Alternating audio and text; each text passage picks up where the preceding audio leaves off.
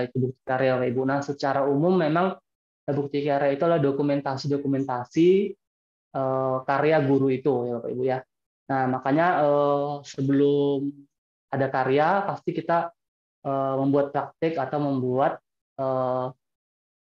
aksi dulu ya Bapak Ibu ya, aksi. Mungkin kalau sebelum dibuat ini ada aksi nyata. Nah, maka dari aksi nyata itu kita buat menjadi bentuk dokumentasi karya.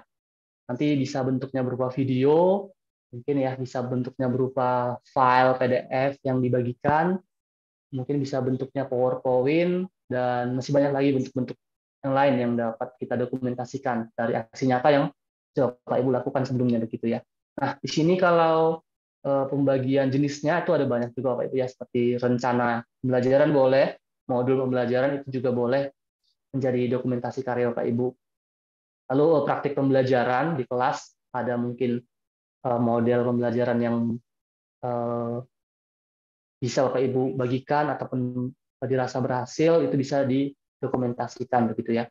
Lalu ada media pembelajaran, karena media pembelajaran mungkin tiap daerah pasti mungkin beda begitu ya. Tiap daerah mungkin bahan dan alatnya beda, atau tiap tema mungkin bahan dan alatnya beda, maka media pembelajaran bisa jadi dokumentasi karya yang Bapak Ibu buat begitu. Refleksi juga bisa, terus artikel dan publikasi ilmiah bisa juga dibagikan menjadi dokumentasi karya di PMM. Terus yang terakhir hasil karya murid juga bisa Bapak Ibu. Jadi apa yang sudah murid buat mungkin itu praktiknya bisa dibagikan menjadi dokumentasi, dan itu bisa jadi inspirasi bagi guru yang lain gitu ya. Nah, ini bukti karya itu nanti menjadi dokumentasi bagi guru yang nanti bisa dibagikan. Nah, ada banyak jenisnya Bapak Ibu. Nah, maka tadi pertanyaan yang terakhir terjawab ya Bapak Ibu ya, bahwa bukti karya itu adalah dokumentasi bagi hasil kerja guru ya, kerjanya nyatanya guru. Nah, saya coba menjawab beberapa pertanyaan yang sebelumnya Bapak Ibu, seperti tadi pertanyaan apakah Bapak Ibu sudah pernah membuat bukti karya? Nah, secara sederhana atau secara tidak kita ketahui atau secara tidak sengaja, sebenarnya pernah Bapak Ibu. Sebenarnya pernah. Nah, saya jadi pikiran buat berbagi gitu ya Bapak Ibu. Nah, saya coba share dulu.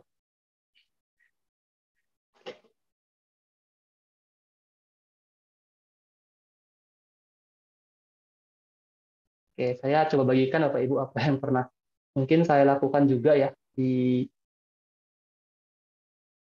kelas saya. Nah,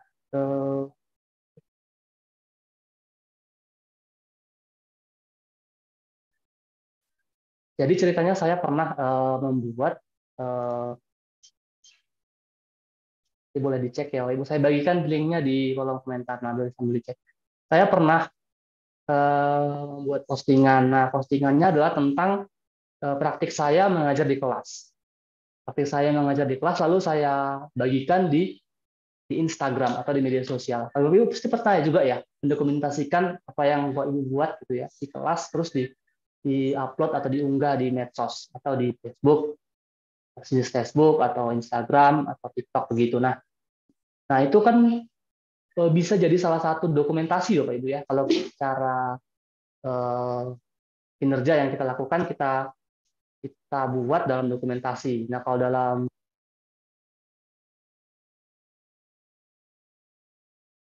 tapi sebenarnya pasti ada ya Bapak Ibu ya. Bapak Ibu yang membagikan postingan terkait pembelajaran, refleksi, metode, model, bahkan hasil karya murid juga ditaruh atau dibuat di media sosialnya begitu. Nah, ini kemarin saya pernah gitu ya membuat itu, saya baca buku lalu saya praktikkan gitu. Nah, jadi itu kan berarti dari aksi nyata yang saya lakukan, saya dokumentasikan. Nah, itu serada itu bahwa itu merupakan bukti karya juga ya Bapak Ibu ya, bisa menjadi bukti karya. Jadi nggak sempit hanya di PMM mungkin aksesnya begitu Bapak Ibu, tapi bisa luas seperti di media sosial. Nah, ini saya lakukan. Ini saya lakukan langkah-langkahnya Bapak Ibu, seperti langkah pertama ngapain, langkah pertama apa yang dilakukan, terus mengapa harus dilakukan seperti itu, sampai hasilnya saya tunjukkan juga Bapak Ibu. Nah ini misalkan ini hasil apa yang sudah murid-murid lakukan. Nah itu kami praktik tentang bagaimana menjadi murid yang merdeka belajar. Nah, dari situ saya lakukan, saya praktikkan, terus saya dokumentasikan apa yang sudah saya lakukan terhadap murid-murid. Nah, murid-murid juga menjadi aktif juga buat ikut gitu Bapak Ibu ya, lakukan. Nah, itu salah satu contoh yang mungkin jadi bukti karya. Jadi nggak sempit hanya di, mungkin nggak hanya di PM, tapi terima kasih mungkin karena mungkin belum itu ya Bapak Ibu ya, kita bisa lebih tahu saat ini bahwa bukti karya itu bukan hanya ada di PM gitu ya. Nah,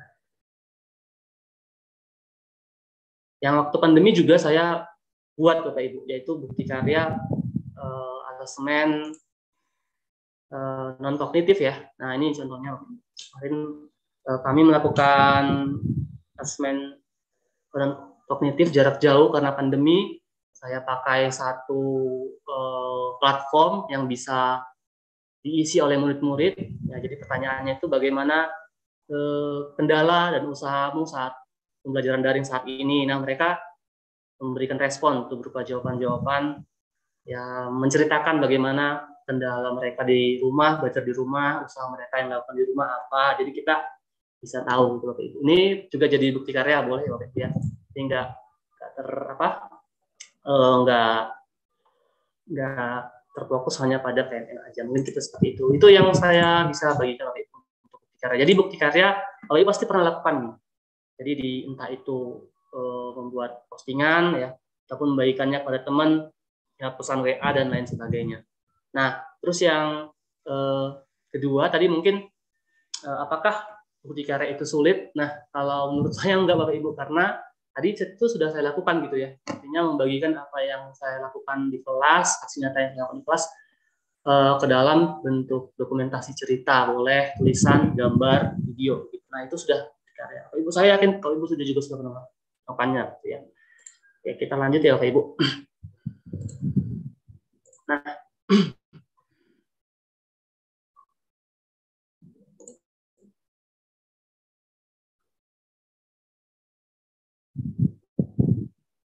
ya secara otomatis ya Bapak Ibu ya, mungkin karena kita di zaman saat ini juga adalah zamannya berbagi gitu ya, zamannya informasi itu banyak lewat, terus kita juga sering bermain media sosial, jadi sering juga berbagi tentang informasi-informasi sehingga bukti karya itu menjadi sangat luas gitu Bapak Ibu ya. Nah,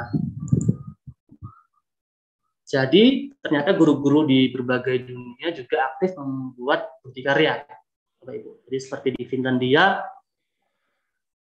guru-guru mereka didorong untuk presentasi bukti karya.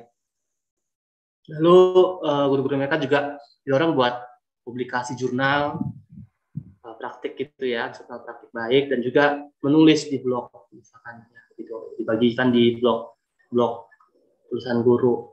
Terus saya juga cari ada juga di Singapura, ternyata mereka juga melakukan lesson study, yaitu mungkin membahas praktik ataupun membahas bukti karya yang sudah dilakukan seorang guru.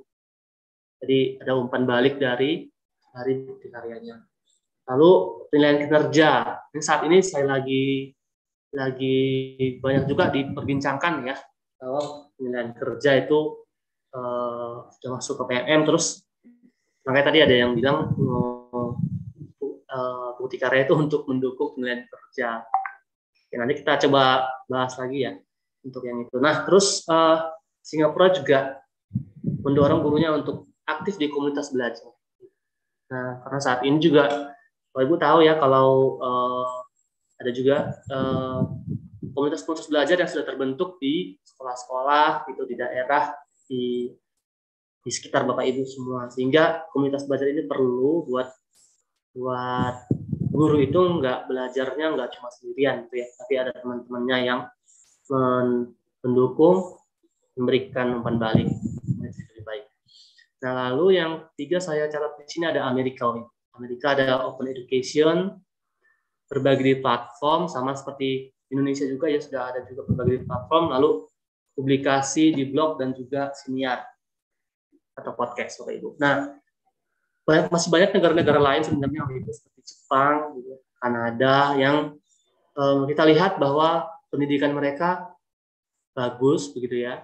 Terus hasil kualitas daripada pendidikan mereka bagus, ternyata salah satunya adalah karena guru-gurunya itu aktif membuat berdikari Bapak Ibu. Nah, karena gurunya aktif membuat berdikari, sehingga salah satunya menjadi faktor juga sehingga kondisi pendidikan di sana baik sistemnya, baik kualitasnya, dan juga baik dalam hal berbaginya begitu Bapak Ibu ya. Nah, saya coba membuka beberapa website yang aktif di negara-negara ini Bapak Ibu ya.